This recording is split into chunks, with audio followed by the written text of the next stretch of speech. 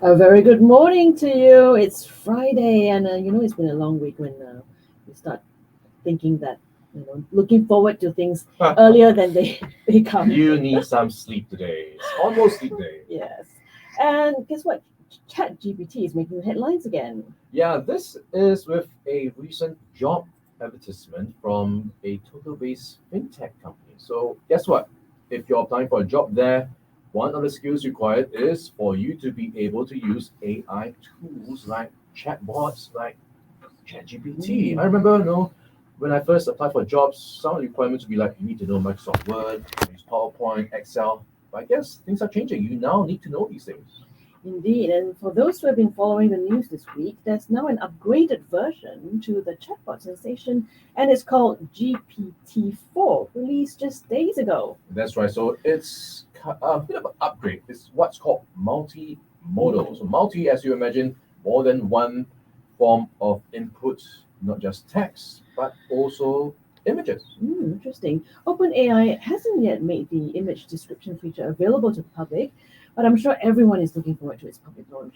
Yeah, so right now you're paid to use that. You need to be in a closed community, special guys, exclusive right now. I'm sure it's only the beginning to many more versions to come. It does make you wonder, what does this development mean for the future of generative AI?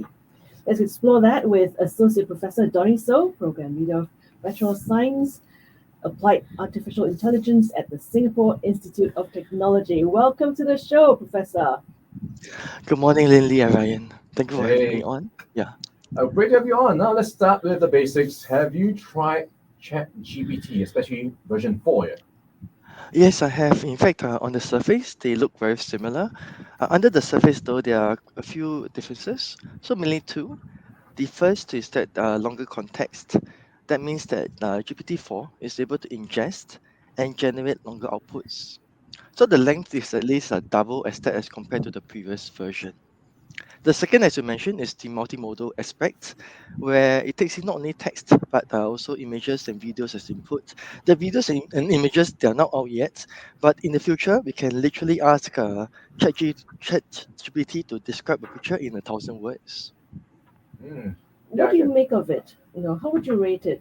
And are there any limitations to this version?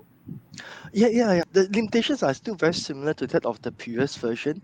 The difference is that they have improved on these limitations by quite a little bit. So, for example, there's a concept known as a hallucination. And that means that the generated content is maybe nonsensical or untruthful. So the danger comes when the content is generated is extremely convincing. Yeah, so we asked ChatGPT a couple of questions for this interview about what some of these jobs that we talk about could be at risk. For example, how some of these human traits could be replaced. So it's come up with a list of 20 jobs that GPT-4 could potentially displace. So I'm going to run through a couple of them and get your thoughts on what you think, whether you agree or disagree with what ChatGPT essentially is saying. So let's start first with some of the top jobs here on the list. And on first place is data entry clerk, which is where you've got speed and accuracy as one of the human traits being replaced. Possible, yes. Possible, yes. Yeah. Mainly jobs that require a lot of roads, where there's a fixed technique to do it. Those are at the high risk of being replaced. Yeah, right. And then customer service representative, which is, of course, I imagine these call centers. I Mm-hmm. think you might be talking a chatbot in time to come. Yes and no. So there are already steps to use a lot of AI in terms of that. However, the studies have shown that they still prefer the human touch. So there will still be an element whereby a human person will be there as a front. Okay, there's one that is bugging me a little bit. Copywriter. How Oh, can an yes. AI be as creative as human beings? So, Because it says so it can yeah, replace us with yeah, its creativity and writing.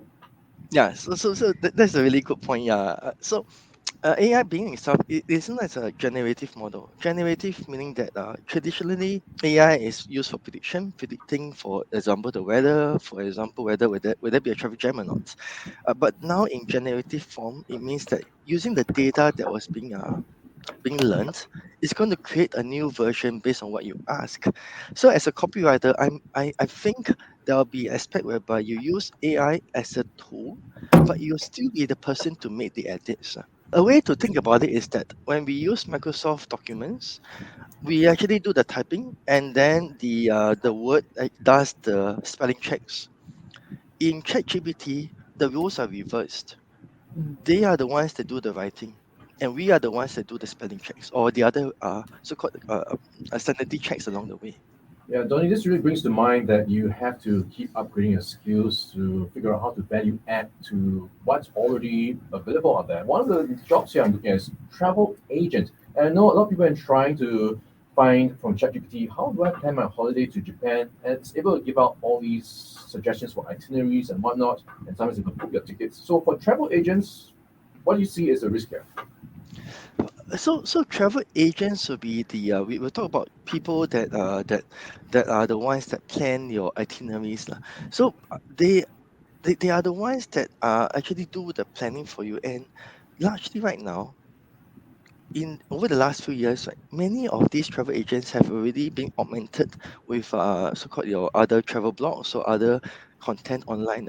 The difference right now is like ChatGPT able to generate the itinerary quite nicely for you. That is where the danger comes in. Yeah. So there may be a chance of a replacement. However, having said that, you still need to book the ticket. You still need to book your hotel. So that's where the human person may come into play to add some value there. Hmm. Can you shed some light on this? The traits that this latest version can replace: critical thinking and judgment. Can you shed some light on that? Okay, there is one point that was raised out in their paper, which is called hindsight, meaning that if the AI were to make a wrong step, but to get a good decision, by right as a human person we say that that is not a good decision, but in ChatGPT 3 it doesn't do that. So for example, if the outcome is that, let's say if I spend $1 million on a certain 4D ticket, Mm-hmm. and I happen to just win it, so did I make the right decision or not? So by Hmm. right ChatGPT 3 uh, would say that yes, because the outcome was a good outcome. However, ChatGPT 4 will actually say no. That is actually not the right thing to do. Although the outcome was correct, but that was not the right thing to do. So that is the concept of hindsight. So ChatGPT 4 is able to get this hindsight. All right, Tony, let's go to another area in the space of copyright issues where some jobs require you to be creative. So when it comes to copyright, where does the AI fit into the equation? Because we've seen how it can generate new images, new graphics, new text. So in that sense, does the AI, in a sense, own the copyright? Can it be copyrighted?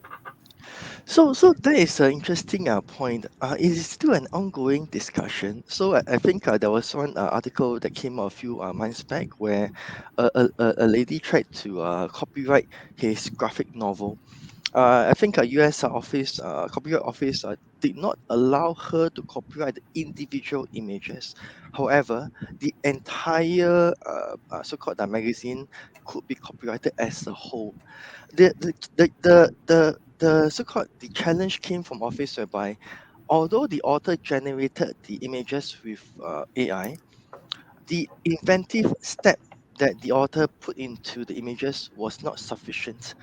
I think that is still an ongoing conversation, and as a society, I think that's something that we'll try to figure out. But the more important thing, I think, for businesses in Singapore in particular is the concept of IP.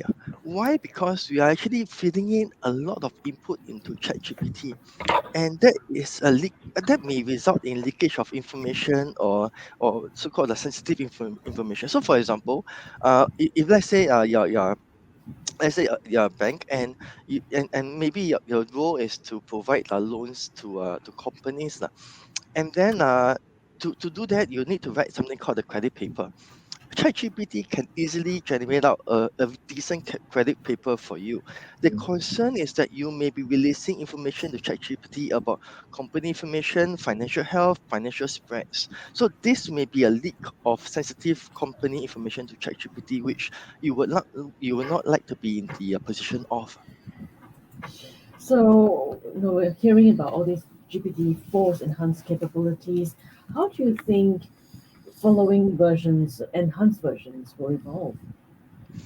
So, so we are currently already in the multimodal model, which means that we are taking images. We are able to take in images in the future, and they're also looking in videos. There's one more very big limitation, which is data stops. The data that was being trained in is stops in September 2021. I believe, which means that if you were to ask who won the World Cup last year, it won't be able to tell you the answer. So I would believe that they'll be working on a model that's able to update itself over time, meaning that there will be a time stop where the data is being trained onto, and it will be continually updating itself over the next few time periods when new information is being processed and coming in into the model. Yeah, I've got a few ideas. Maybe uploading audio or video files, and it can tell you whether the guy is lying or how he can improve his delivery. That could be the next big thing. So, we've been chatting with Associate Professor Donny Soh, Program Leader of Bachelor of Science for Applied Artificial Intelligence at the Singapore Institute of Technology. Now, Donny, a lot of talk has been also made around the space of education because a lot of students have been trying out in their homework, exams, whether they can pass it. And of course, you would have seen the headlines recently that it did not manage to pass the PSLE. Is it because the PSLE is that tough when it could have passed, things like the medical school exams at Stanford, the MBA course at Wharton, but not the PSLE? Yeah, I mean, as a parent, I've always suspected that PRC was too hard. but uh, but but I think jokes aside, this is a good point. OpenAI, in fact, intentionally stated that they did not carry out any specific training to do well in the bar exams or all the other exams. And not only that, they only also stated that only a minority of the problems in these exams were present in the training data. So how did it perform so well? I believe it's a combination of a few factors lah. So although there were no specific data of the exams that were being used, right, the data sets used generally contained more information about those SATs or those other bar exams as compared to our PSLEs. So that's one of the key points. On another point, the test marks, right, the tests were also benchmarks they'll be measured against. So they will know that ChatGPT will be measured against these benchmarks. Hence, I think it's reasonable that they would optimize a little bit more towards there.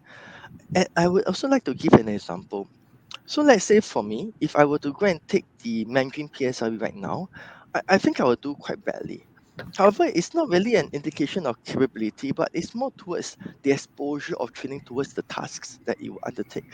So it is able to do it has the potential definitely to do well in that task, just that it wasn't trained specifically to do well in the PSLE.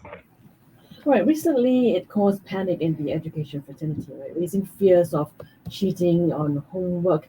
Given that these tools are likely to become pervasive over time, our education minister has also said the ministry is guiding teachers in schools and institutes of higher learning on how to use AI tools like ChatGPT to enhance learning. But as a parent yourself, what are your thoughts on this? And how does GPT-4 and maybe future enhanced versions, how do you think they will change the teaching system and perhaps the Yeah. quality of education here? Yeah. So there are four stakeholders that we can see. Of course, there's parents, there's the employers, the students, and also the teachers. So for parents, we wish our kids to go to education to get really a good education. And I think after the various AI winters in the past, right, we have really, as a society, crossed a big chasm, and AI has now become relatively mainstream. And it is our intention really to get the children or the next generation to be future ready, which means being able to embrace this tool of generative AI. I think for employers as well, I mean, ultimately, they are the ones that will be hiring our students. So we want these corporations to be also future ready. And and I think in the beginning you talk about Microsoft Word and Excel. These are all great tools. Now we have an additional tool which is Open AI, and this is liable to probable to bring excellent productivity improvements to organizations, and it will be able to unlock the amount of value that each employee is able to bring. Of course, there's students as well. So in fact, my students just candidly just shared with me that ChatGPT is a tool that they use all the time, and we also encourage them to embrace the use of this new technology. But the challenge comes in this. We recall that earlier in this conversation, we talked about Microsoft Word, whereby now ChatGPT is the person that writes documents, and we become the spell checkers. We become the people that do the sanity checks. So the critical thing is that the students must be able to do the sanity checks. So let's say if you use Ask ChatGPT to generate something like a travel itinerary, you must be the person to go in to check that the itinerary actually works. If you Mhm. ask ChatGPT to do something on copywriting, you have to be the person to read through the copy to make sure that everything makes sense. So this is where the sanity checks comes in. So it's not an autopilot situation. Uh, Lots to look forward to on this space. Thank you, Donny, for your insights. We've been speaking with Associate Professor Donny Soh, Program Leader of Bachelor Science for Applied Artificial Intelligence at the Singapore Institute of Technology. Donny, it's been great chatting with you today. Thank you for having me on. Thank you. Money FM 89.3.